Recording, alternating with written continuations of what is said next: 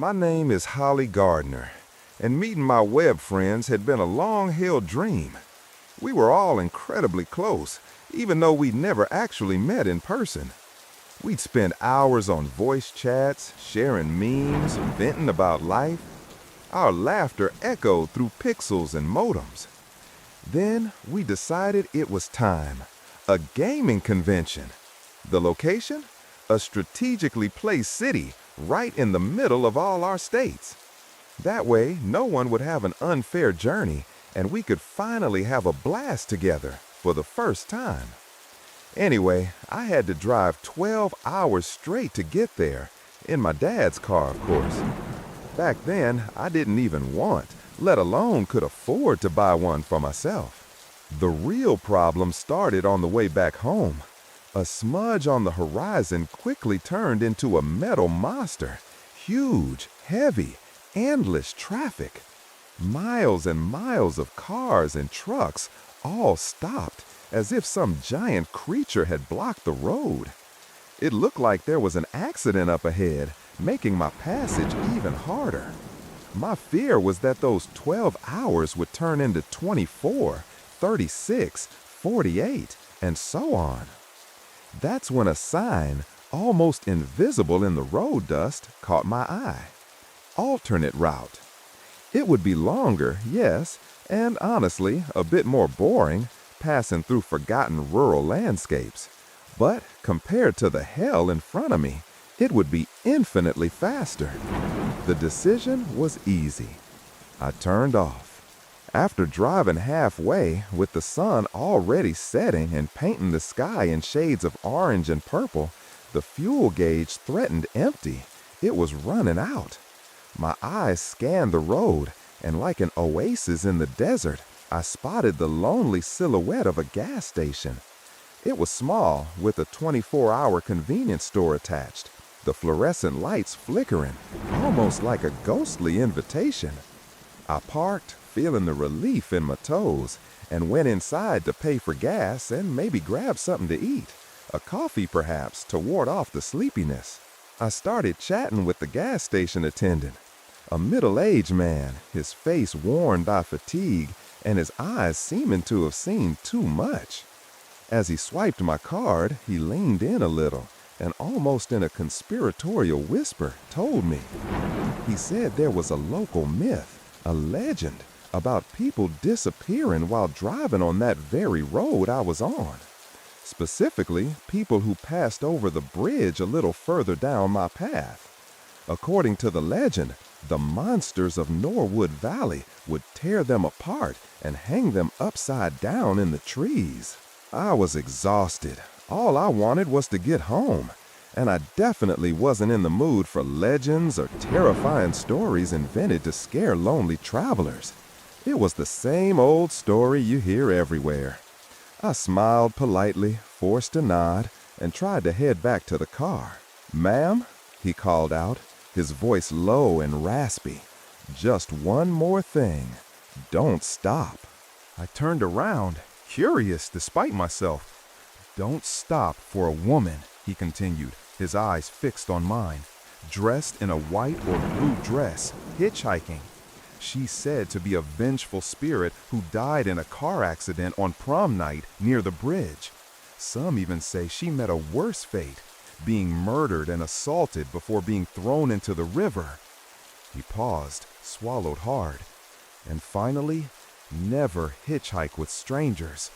They only want blood and trouble. To be honest, that scared me a bit, the way he spoke, the look in his eyes. But I chastised myself. It was just a story, nothing that would stop me from continuing my journey home.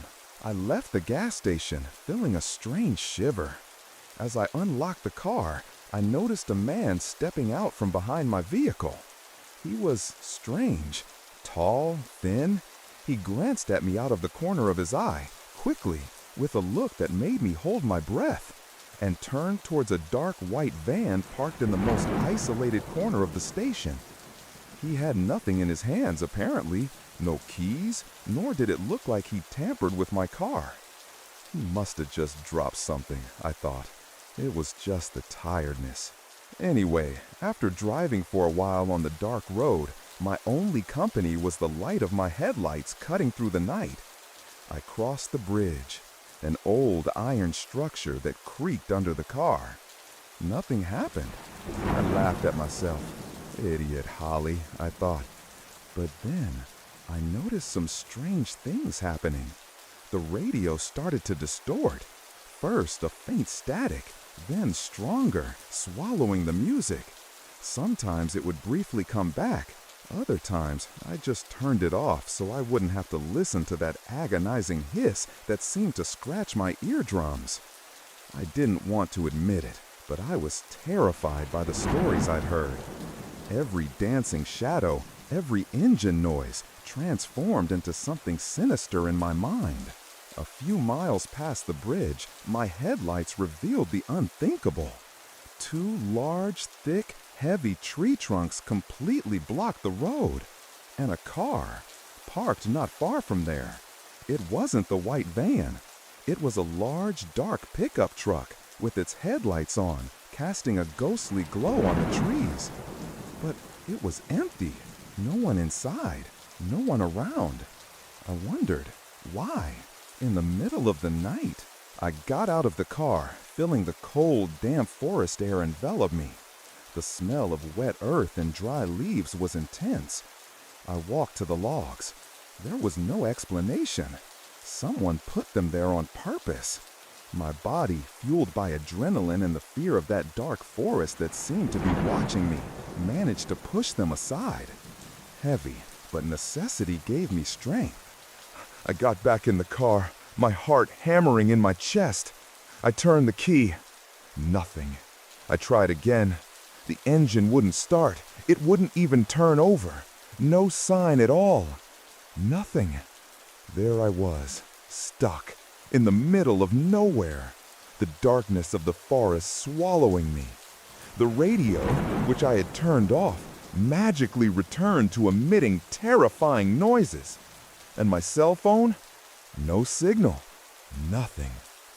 I had no choice but to hitchhike. But who would stop for me? Probably everyone knew the story of the woman in the white and blue dress. And if they didn't, they'd just stop at the gas station for the attendant to scare them and ruin my chances of getting out of here even more. Now, at that time of night, my options were non-existent. After waiting what felt like an eternity, with the cold wind lashing my face, a car finally passed. I waved desperately, but, as the attendant had warned, the driver just sped up, ignoring me completely. Frustration was a knot in my throat. I waited another 20 minutes, each minute dragging like an hour, until a pickup truck pulled over for me. It was large, imposing, and the driver rolled down the window. He introduced himself as Jason, a customer who had been at the Norwood station. "I saw you there, ma'am, talking to that old man. Looks like he scared you, huh? Those legends. You gotta be brave to keep going after hearing that." He knew. He had heard our conversation. I felt a chill, but the need was greater than the suspicion. During the drive, Jason spoke enigmatically about certain people or beings who might have broken my car, but that, as long as I didn't disturb them, they wouldn't disturb me either. I didn't quite understand, to be honest. Did that man in the van at the gas station have something to do with it? Or did he mean ghosts that break cars? To me, it all sounded very similar to the ghost in the white dress idea. Nothing very convincing, just another story. A few hours later, Jason dropped me off at a roadside motel, an isolated place with the neon vacancy sign flickering. He said the manager there could help me. Exhausted, I could barely wait to lie down. The manager, and also receptionist, a big, silent man named Joe, greeted me.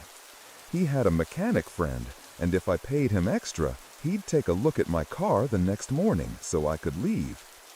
Joe, in a rough, no-nonsense voice, warned me not to make any noise as there were other guests at the motel. I opened my room door, the strong disinfectant smell hitting me. I nearly died of fright. A man was there, in the bathroom. It was Tommy, an employee. He told me he was cleaning the room. "The last guest in this room," he began, "disappeared last night. Left everything behind. Her clothes, toothbrushes, hair combs, even her phone with the battery removed." What he said sent a chill down my spine. He asked me to wait outside while he finished tidying the room. Exhausted, and finally, after Tommy finished cleaning, I laid down on the bed. I started what I wished had been a good, quiet nap.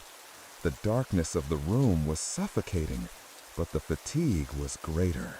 Until I noticed a stranger peeking at me through the window, through the blinds, already yellowed with age from the motel's use, a dark eye fixed on me. In that moment, I got up, quickly. I went outside the room. There was no one, not even a living soul wandering that desolate place. It could have been my mind trying to play tricks on me. To try to relieve the stress, I went to the coffee machine in the hallway, looking for a good old espresso, no sugar, my favorite, hot, bitter. I took the first sips. A strange sensation. My head spun, a ringing in my ears. I felt dizzy and nauseous. I staggered to my room and, out of control, passed out on the bed. The last thing I remember was the feeling of falling onto the soft mattress. I confess, I don't remember if I locked the doors or not. Hours later, I woke up, sedated, my head still spinning, as if I had one of the worst hangovers ever. The room was dark. Suddenly, someone was violently pounding on the door, almost punching it. An unknown man. "Help me, please, they're after me. I have nowhere to go. Help me." I told the man to talk to Joe at the front desk. He pounded again, harder. "Open this door now." I refused to open it, of course. But then he started kicking the door with brute force. The sound of wood splintering, the lock groaning, was terrifying. In a panic, with nowhere to go, I hid in the room's closet. Small, dark, my eyes peering through the slats of the louvers, praying he wouldn't come in, wouldn't find me. But the man broke down the door with a crash that echoed in my head. He stormed into the room. I could see him, a huge, dark silhouette, searching every corner, under the bed, behind the doors, in the bathroom. His footsteps were heavy, his breathing ragged. He approached the closet, my breath caught in my throat. He reached for the doorknob. At the very last second, before he could open the door, Joe appeared, out of nowhere, with a crowbar, and knocked him out, hitting him on the head with a dull thud. The man fell like a sack of potatoes. I didn't sleep the rest of the night, of course. I don't even know what Joe did with that man. No clear explanations. Joe just advised me not to call the police. That type, he might be part of a cult or a drug network operating in the area. Calling the police would bring huge trouble for me in the motel, for you too. I know it's an isolated incident and just incredibly bad luck on my part. At least that's what I try to believe. But after that day, after that road, those legends and that motel, I never traveled alone again. And I never looked at a deserted road the same way again. Because some stories, they're not just stories. They happen. And sometimes they wait for you on the way back home.